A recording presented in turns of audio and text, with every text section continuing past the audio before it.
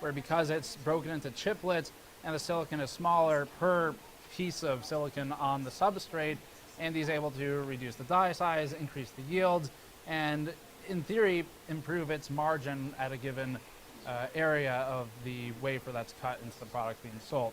So all of this means that with GPUs, if the silicon's larger, which it should be at least for now until we get into MCMs for GPUs at some point, if the silicon's larger, there's potentially lower yield, but TSMC's yields, as they've published recently, are extremely good for 7 nanometer now. It's a pretty mature process these days.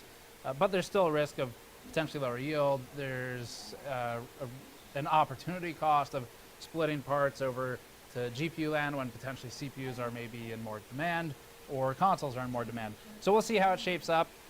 This is one of the advantages and disadvantages of working with a third party. The advantage is AMD is working with, at this point, a leading technology producer in the world and isn't going to get stuck in the same way Intel has gotten stuck on its own process advancement.